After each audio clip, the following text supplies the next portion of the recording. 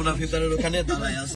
এখন ইনি বললো যে ভাই আমি 300 ফিটের থেকে 2 কিলোমিটার একটু ভিতরে যাবো, ইমার্জেন্সি আমার একটা ভাইয়ের আছে, ওনার একটা কাগজ আছে, কাগজটা দিয়ে আমি চলি। বলছে ভাই কত দেরি হবে? বলছে ভাই সর্বোচ্চ আধা ঘন্টা থেকে 25 মিনিট। আমি বললাম যে উনি বলে 500 টাকা, বলে ভাই 400 টাকা যাবো আসবো, আমার এখানে আবার জরুরি কাজ। আমি বললাম যে ভাই 300 ফিটের থেকে কয় কিলো হবে? বললো যে 2 কিলো 2.5 কিলো। আমি ওখানে নিয়ে আসার পর বললো যে ভাই উনি তো দোকানটা বন্ধ, সামনে একটু।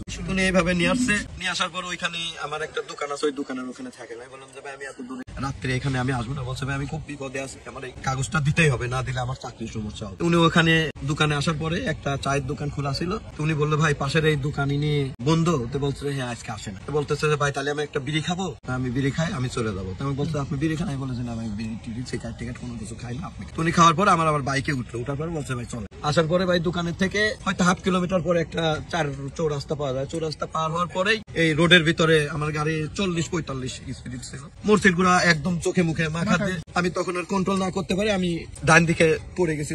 পড়ে যাওয়ার পরে আমি অনেক চিল্লাচ্ছি, কিছু সিএনজি যাচ্ছে, চলে গেল 2টা সিএনজি। পরে আমার পাশ দিয়ে আর একটা বাইক চলে গেল, উনিরাও চলে গেল। পরে আমি আরো অনেক চিল্লাচ্ছি ভাই আমাকে বাঁচান বাঁচান, আমি মরে যাচ্ছি, সমস্যা হচ্ছে। পরে দেখি যে 2-3টা বাইক ভাইরা যায় আমাকে হেল্প করলো, ওরা অনেক উঠায় মুঠায়। আর ও দূরে চলে আসে তখন ওকে আমি আর দেখিনি ভাই, আমি অনেক চিল্লাচ্ছিলাম।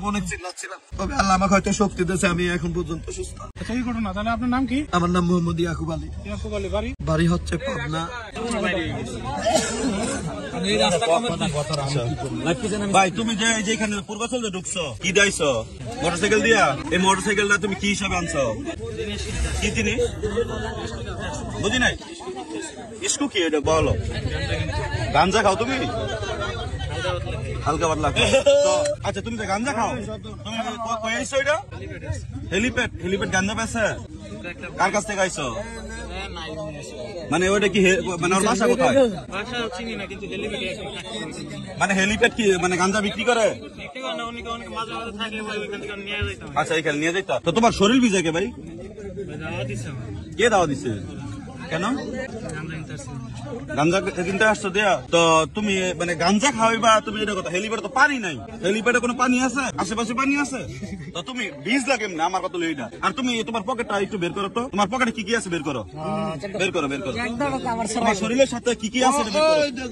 না তুমি দরকার এটা হাতে হয় বাকি মামা তুই পিছিয়ে যাচ্ছিস তাই। মানে এটা কি, এটা কি হাতে তোমার হাতে নাও, হাতে নাও। এটা কেন, এটা কেন তোমার হাতে? মানে মরিচ কি গাঞ্জা না খায়? মানে এটা কি গাঞ্জা দিয়ে খায়? আচ্ছা তোমরা তোমার শরীর ভিজা, তোমার পকেটে এই মানে তোমার শরীরের মধ্যে আর কি কি আছে বের করো। তুমি প্রথম পকেটে হাত দিয়ে বাক করলাম মরিচের গুঁড়ো, এটা কি? এটা বাক করে কি কি, এটা কি আসলে কি? মানে এগুলা কি, এগুলা কি ভাই? না না আর পকেটে কি কি আছে দেখি। আর কিছু নেই তো আপনি